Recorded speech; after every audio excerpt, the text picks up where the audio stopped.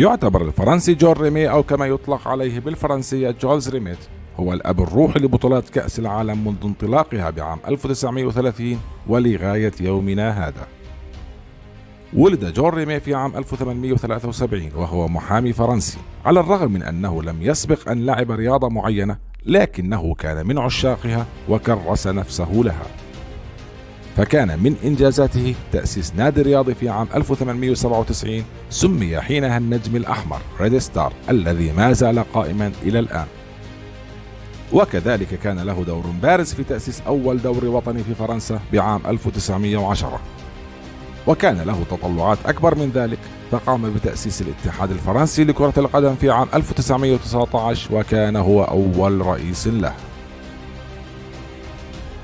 تعود فكرة إنشاء بطولة كأس العالم لكرة القدم في عام 1904، ولكنها واجهت صعوبات، ومنها رفض اللجنة الأولمبية الدولية خوفا من تأثيرها على الألعاب الأولمبية لأنها كانت تلعب ضمن هذه الألعاب، وكذلك خوفا من سيطرة الاتحاد الدولي لكرة القدم عليها لما لكرة القدم من شعبية كبيرة.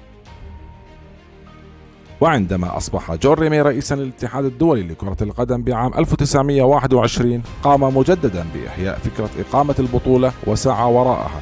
وبعد مرور 7 سنوات وتحديدا في عام 1928 وافق الاتحاد الدولي على إقامة بطولة كأس العالم كل 4 سنوات، وقد تم تسميتها بكأس النصر حينها. ووقع الاختيار على الأوروغواي لتكون أول دولة تستضيف النسخة الأولى من هذه البطولة في عام 1930. ولكونها بطولة فيجب أن يكون هنالك كأس خاصة بها تحمل طابعها، وهنا قرر الاتحاد الدولي ورئيسه جون ريمي أن يتم إسناد تصميم وصناعة الكأس لأحد أشهر النحاتين في فرنسا حينها، وهو آبل لافلور.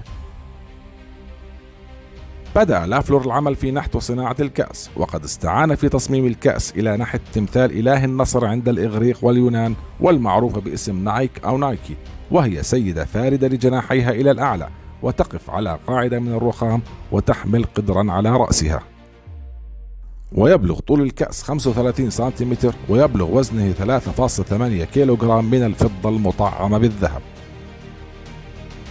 استعدت الأوروغواي لاستقبال هذا الحدث العظيم، وقامت بتجهيز وبناء الملاعب والتي ستقام عليها البطولة والمباريات، وتعهدت أيضا بتقديم العديد من العروض والتسهيلات الداعمة، ومنها دفع جميع مصاريف السفر والإقامة لجميع لاعبي الفرق المتنافسة. انطلق كأس جون ريمي برحلته الأولى بعام 1930 من ميناء بمدينة نيس بجنوب فرنسا إلى الأوروغواي على متن باخرة، والتي حملت على ظهرها الكأس وأعضاء الاتحاد الدولي لكرة القدم، وبرفقة بعثة منتخبات فرنسا ورومانيا وبلجيكا المتجهة إلى أمريكا اللاتينية. واستمرت الرحلة عبر المحيط مدة 15 يوما حتى وصلت الأوروغواي. وقد أقيم حفل الافتتاح للبطولة الأولى لكأس العالم في العاصمة مونتفيديو بالأوروغواي بمشاركة 13 فريقا، حيث شارك 4 دول من قارة أوروبا و7 دول من أمريكا الجنوبية ودولتين من أمريكا الشمالية. وانطلقت المباريات بين الفرق المتنافسة التي قسمت إلى 4 مجموعات للتأهل للأدوار النهائية. ويعتبر الفرنسي لوسيان لوران أول من سجل هدف في بطولات كأس العالم في المباراة الافتتاحية بين فرنسا والمكسيك. وقد تأهل إلى المباراة النهائية منتخب الأوروغواي ومنتخب الأرجنتين، واستطاع منتخب الأوروغواي الفوز ب4 أهداف مقابل هدفين، وتوجت الأوروغواي باللقب الأول لكأس العالم واللقب الأول لها. وكان قانون الاتحاد الدولي لكرة القدم حينها يتيح للمنتخب الفائز الاحتفاظ بالنسخة الأصلية من الكأس عنده لحين إقامة النسخة التي تليها من بطولة كأس العالم. مر كأس النصر أو كأس جون ريمي بعدة مواقف وتهديدات، فبعد اندلاع الحرب العالمية الثانية بعام 1939 وكانت إيطاليا تحتفظ بالكأس كونها صاحب آخر لقب، قرر نائب رئيس الاتحاد الدولي لكرة القدم حينها الإيطالي أوتورينو باراسي التضحية من أجل الكأس. فذهب إلى البنك الذي احتفظ فيه الاتحاد الإيطالي بالكأس في العاصمة روما، وقام بتهريبه إلى منزله، حيث احتفظ به تحت سريره في علبة حذائه الخاص حتى لا يسرق من فوضى الحرب والنهب والغارات، وخصوصا من القوات النازية. وبعد سقوط النازية وحليفتها إيطاليا، قام أوتورينو بتسليم الكأس للاتحاد الدولي لكرة القدم، ويعتبر الفضل له في إنقاذ كأس جون ريمي من دمار الحرب العالمية الثانية. بعد انتهاء الحرب أعلن الاتحاد الدولي لكرة القدم في عام 1946 عن تكريم رئيسه جون ريمي بإطلاق اسمه على تلك الكأس، ليصبح اسم الكأس كأس جون ريمي بدلا من كأس النصر. وقد عادت كؤوس العالم للانطلاق من جديد بعام 1950 في البرازيل، وهكذا كل 4 سنوات ولم تتوقف حتى يومنا هذا. ذهب كأس جون ريمي في رحلته المعتادة إلى الدولة المضيفة للمونديال، والدور كان على إنجلترا في عام 1966 التي استضافت المونديال. وقبل 4 شهور من انطلاق المونديال وأثناء عرض الكأس في القاعة الرئيسية بمعرض ويستمينستر بالعاصمة لندن، استيقظ العالم على خبر مفجع، فالكأس قد تمت سرقتها ليلا بعد أن تم فتح باب الصندوق الخشبي للخزانة التي حملت الكأس. وقد كثفت الشرطة الإنجليزية نشاطها في البحث عن الكأس والسارق، حتى تم العثور عليه بعد أسبوع من قبل كلب لأحد المواطنين وجدها ملفوفة في صحيفة قديمة وملقاة في أحد الحدائق التي تقع جنوب العاصمة لندن، لينقذ إنجلترا من الإحراج. أخيرا استقر الرحال بكأس جون ريمي في البرازيل بعام 1970 بعد أن احتفظت به بلاد السامبا مدى الحياة، نظرا لتحقيقهم اللقب في 3 نسخ بحسب قانون الفيفا.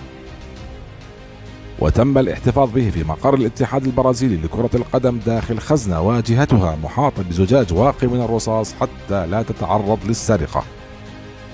ولكن الأمر لم يتوقف هنا، ففي صباح يوم 19 من ديسمبر من عام 1983 شوهد فتح الباب الخشبي السفلي للخزنة التي تحتفظ بكأس جون ريمي وسرقة الكأس من داخله. وبعد تحري الشرطة البرازيلية قبضت على 4 أشخاص واتهمتهم بالقيام بتلك السرقة، وتم إدانة ال4 بتهمة السرقة، ولكنه لم يتم العثور على الكأس أبدا، فقد تم صهره وإذابته ثم بيعه في السوق السوداء على شكل سبائك. وتعويضا عن تلك الخسارة، لأنه يعتبر من أهم الرموز الرياضية للشعب البرازيلي، فقد طلب الاتحاد البرازيلي من الفيفا صناعة نسخة أخرى من الكأس وأرسلت إلى البرازيل، ويحتفظ الاتحاد البرازيلي بالنسخة المقلدة من كأس جون ريمي لغاية هذه اللحظة.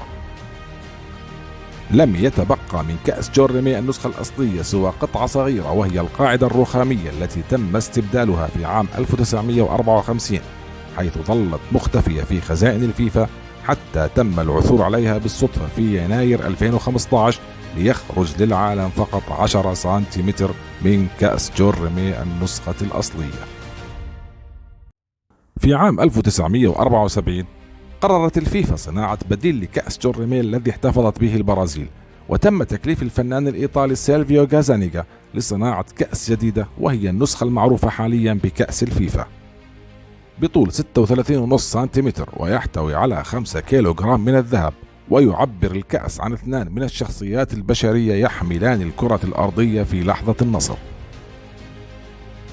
وكان أول من رفع الكأس من اللاعبين هو كابتن منتخب ألمانيا فرانز بيكنباور في عام 1974 عندما توجت ألمانيا الغربية بلقب المونديال. يعود الفضل في هذا الحدث الرياضي العظيم الذي يقام كل 4 سنوات للفرنسي جون ريمي، والذي توفي في عام 1956 بعد حياة مليئة بالإنجازات التي تركت بصمة واضحة في كرة القدم العالمية. وقد كان هدفه من إنشاء البطولة أن يجعل من هذه الرياضة طريقا لتقارب الدول والشعوب وترابطها مع بعضها البعض. تلك البطولة الدولية الضخمة والتي تعد من أهم الأحداث على مر العصور، فهي تجمع أكثر من 7 مليار متابع من جميع أنحاء العالم، سواء في الملاعب أو المنازل أو المقاهي، وذلك لمتابعة البطولة وتشجيع المنتخبات المفضلة لديهم ومشاهدة الفرق المتنافسة، والتي يسعى كل لاعب وكل فريق بشرف حمل هذا الكأس الغالي.